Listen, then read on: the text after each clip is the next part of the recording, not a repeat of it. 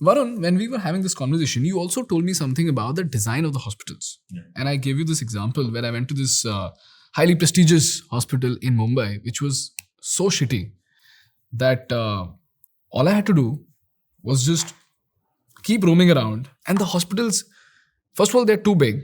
I mean, that's not a problem. But the design is so terrible Yeah. that for somebody who's broken a leg, this person has to go to the third floor and then go to the end of the floor and then come back, do the billing, go somewhere else, come back because X-ray has been recommended, do the billing, go back to the X-ray. I mean, it is so terrible that when I took my friend, I mean, he was not exhausted. I was exhausted because he was on the wheelchair. Okay.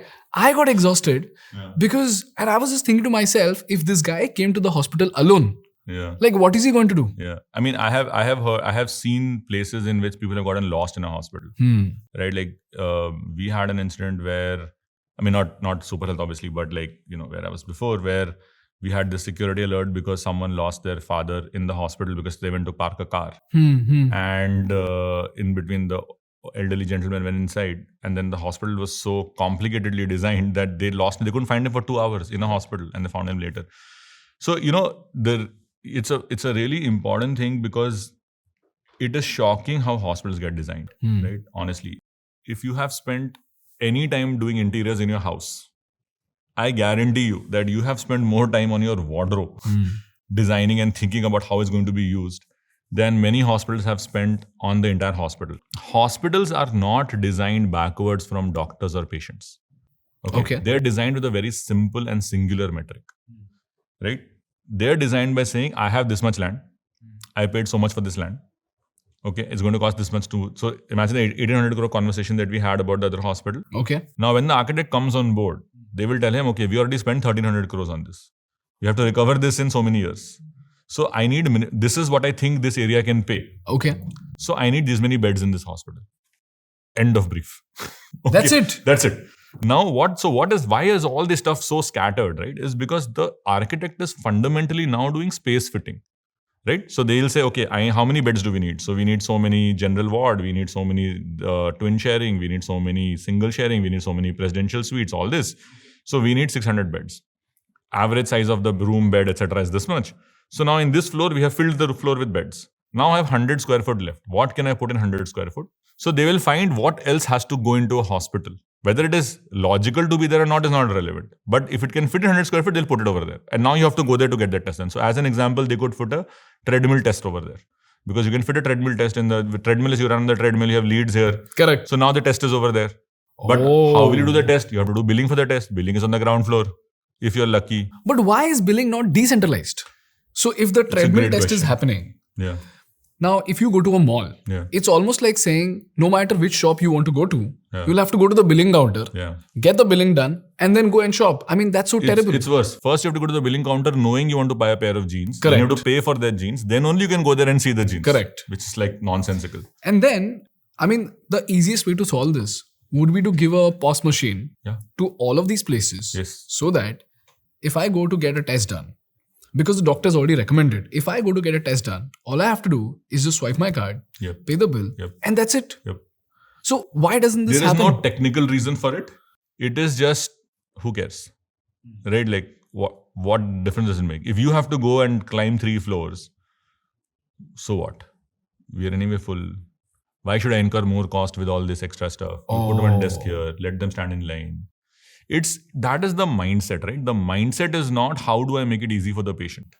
The mindset is efficiency maximization and revenue maximization. But this is efficiency maximization. No, right? efficiency for them. If they have Okay. to make 5 billing counters, they have to make the thing, they have to put electricity, they have to put someone has to sit there, manpower is required, then 3 shifts are required because 24-hour coverage is required. Oh. So it will cost them. Why should do all this? You stand in line for 1 hour. Why should I spend money to hire 2 more people?